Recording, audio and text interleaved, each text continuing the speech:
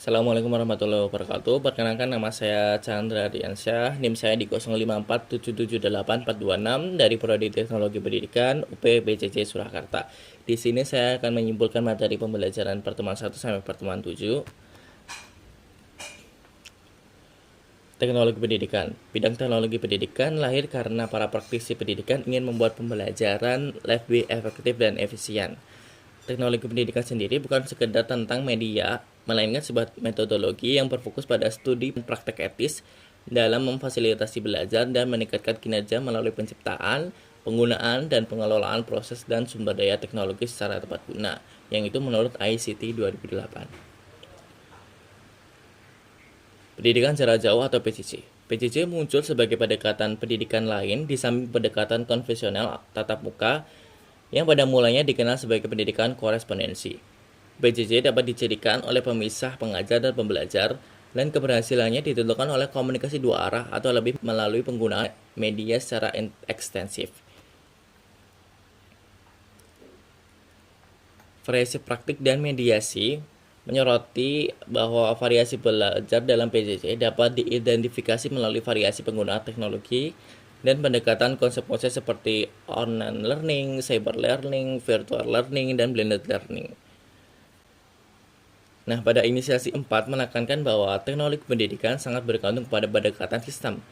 Penerapan pendekatan sistem dimulai dengan analisis kebutuhan dan perumusan tujuan pembelajaran umum. Nah, pendekatan ini memastikan semua komponen sistem pembelajaran seperti tujuan, tes, urutan kegiatan, metode, alat, media, dan bahan terintegrasi dengan baik. Teknologi pendidikan dalam pembelajaran jarak jauh.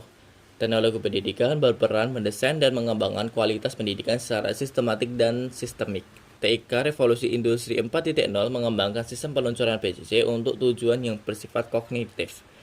Pencapaian tujuan efektif dan keterampilan kerja masih memerlukan kehadiran pengajar dan pendidik secara tatap muka. Model peluncuran adalah metode untuk mengelola dan meluncurkan aktivitas pembelajaran.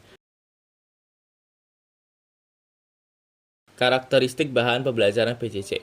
Bahan pembelajaran PJJ bukan saja mengandung isi atau materi pendidikan seperti yang terdapat dalam buku biasa, tetapi juga mengandung langkah-langkah kegiatan interaksi pembelajaran yang perlu dilakukan oleh peserta didik. Validitas dan reliabilitas penilaian.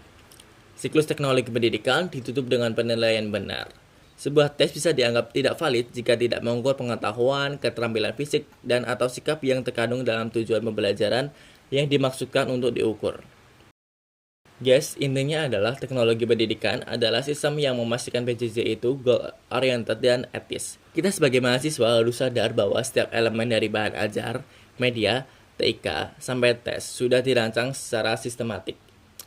Kunci suksesnya adalah PJJ perlu didesain secara cermat, dan kita perlu mandiri, adaptif terhadap TIK, dan tahu betul apa yang harus diukur, validitas dan reliabilitas dari hasil belajar kita. Keren kan? Ternyata nggak cuma belajar, tapi kita juga perlu cara mendesain pembelajarannya. Nah, itu saja kesimpulan dari inisiasi 1 sampai 7 atau pembelajaran 1 sampai 7 yang saya rancang.